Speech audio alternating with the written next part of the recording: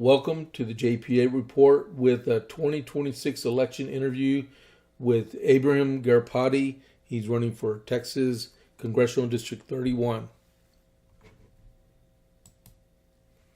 All right. Good afternoon. How you doing, Abhiram? Thank you, James, for giving me this opportunity to be on your show. All right. Well, like I said, before we get started, don't forget that if you're not already a follower of the JP8Report on Rumble, where we're coming from, please click that follow button and then click the like button and then please share. All right. And thank you all very much for tuning in. And since we're just now beginning, we jumped a little bit fast forward. That's all right. Tell us a little bit about yourself.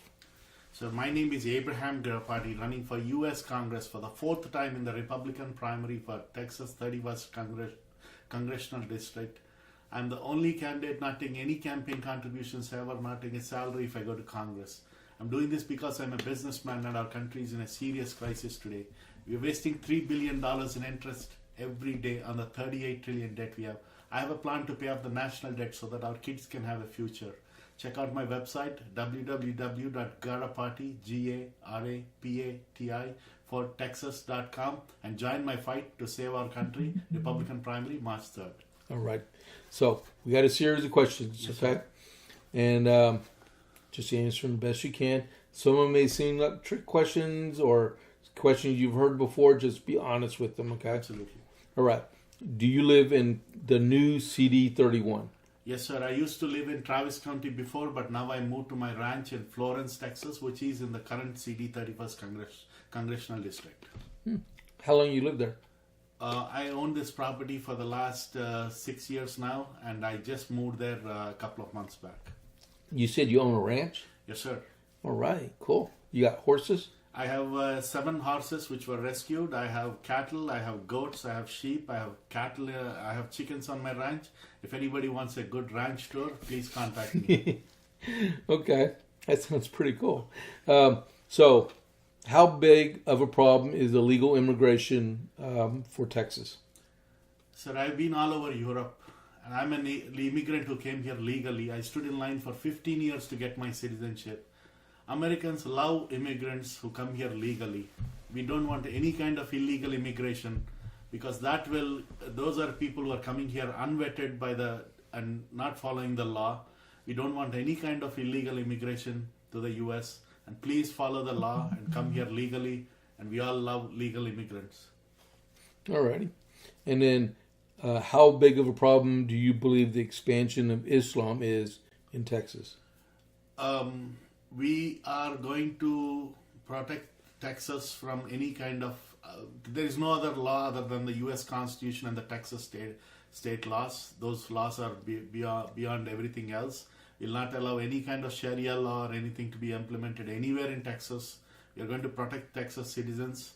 We are going to make sure we make sure immigration is balanced and will not let people come here from Muslim countries and make this we want people to be assimilated in our culture and in our country and not have too many people coming in who are going to destroy the American way of life. Okay. And we could apply that to the United States also. Yes. Yeah. Oh, yeah. I meant to ask you if you need some water. You got water there. We'll just put it down here. Alrighty? Yep. Okay. If elected, which caucus or senior representative do you see yourself aligning with ideological? I love Thomas Massey. I'll be taking his blessings on day one and trying to ask him to be my mentor in Congress. And I will want to be on the Department of Finance, which is the department, the Committee on Finance, which controls everything from Medicare, Medicaid, Social Security, our national debt. And the reason I want to do that is there's a lot of fraud in the federal government. We want to make sure no 360-year-olds get Social Security checks. We want to make sure no $50 million are going to Gaza for condoms or $20 million going to Iraq for Sesame Street productions. We want to make sure all that fraud is curtailed, and I want to be on the finance department for that reason. Finance committee. Okay. Are you pro-life? I'm 100% pro-life. I believe in life starts at conception, and I've also adopted 2 kids. So I'm 100% pro-life. Okay. Um, do you support President Trump's resurgence of the Monroe Doctrine, or how he calls it, the Donroe Doctrine? I've extensively researched what the Monroe Doctrine was when presented by our former president James Monroe. It clearly states American interests are more important to American people, and taking care of American interests is important. And when President Monroe did the doctrine, he was trying to protect Americas from European expansion.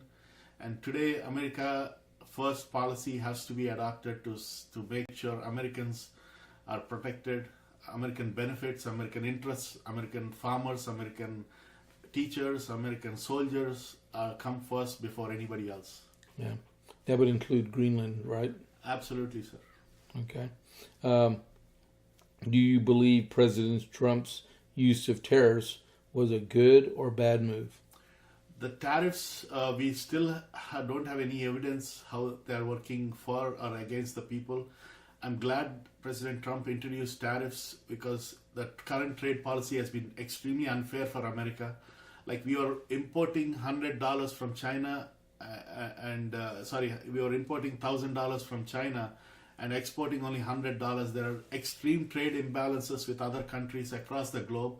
And we need to balance those trade imbalances, and we cannot have unfair trade agreements against America. And President Trump is trying his best to fix those trade issues. Until now, I think the tariffs are working well in resolving the trade imbalances we have with other global countries. Do you think there's anything he could do better?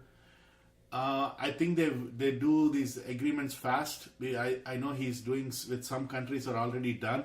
But a lot of more countries are still pending. Like with India, it's still pending. So I wish they do it faster and close out the trade agreement so that the people of both countries have certainty in how to trade with each other. Okay. Is that where you're originally from? Yes, sir. Okay. Never been there. No. Close. Yep. Do we need a balanced budget amendment? This is a favorite subject of mine. We just paid $3 billion in interest today on the $38 trillion debt we have. This debt is not sustainable. Our kids and grandkids are going to have enormous problems if we don't address this issue. And we as a household or a family or a business, we do balanced budgets every day. We make X amount of dollars and we spend X amount of dollars. The federal government is insane. They're only making $7 trillion, but they're spending way more than the money they're taking in. And we need to have a balanced budget amendment, and that's one of the areas I'll work if elected to Congress to make sure we only spend what we earn as the federal government. Yeah. You know, states aren't allowed to carry debt, but the federal government can. Yes. And that should be rectified. Mm-hmm. Definitely should be rectified. And do you support closing primaries in Texas? It's a good question. I think it's an open primary benefits the Republican Party because that attracts a lot more independents and a lot more people. We definitely don't want any Democrats voting in our primaries, but we don't want to lose any independents and our other people who are neutral. So we want all of them to come under the Republican Party umbrella. And I encourage everybody to vote in the primaries and as many people as possible. You know, Texas is only one of 17 states that has open primaries. Nope, that's news to me. But Yeah. I think I want more people to be participating in the primaries. We currently only have 10% of the electors voting in the primaries, which is not a good thing. We want more people participating in the primaries. Right. Okay. Relax. It's fine. Okay. Do you support campaign finance reform? Absolutely, sir. I'm the only candidate without a donate button on my website. Never will take any campaign contributions, not take a salary if I go to Congress. We absolutely need campaign finance reform. We don't want billionaires in New York or California funding small local races in Texas. There should be something done where these billionaires are funding all these judges, school board candidates across the country. and money plays a big part in any election. So we want fair and elections where everywhere and the best candidate gets the chance to serve the people is what should be our objective and our accomplishment here. So we want the best candidates to run for office and win elections and serve the people, not the one with the most money. So yesterday was the deadline for filing semi-annual, quarterlies for y'all, right? So we should be seeing in the next couple of days what kind of donations other congressional candidates received. And there's nothing wrong with getting campaign donations, because a lot of people are trying to do it, but they don't have the resources to do it by themselves. And they do ask. I mean, when I ran for my offices, I asked for donations, but I made a stipulation to it. Your donation doesn't mean I vote the way you want me to vote. Your donation is just to help me get elected. And they understood. But if you're able to self-finance, that's great. That is great. Sir, we are self-financing our entire campaign, and we have filed all of our reports to the FEC. As of today, we are current on all of our reports. That's good. That is good, because there are a lot of people that are delinquent in that. Yeah.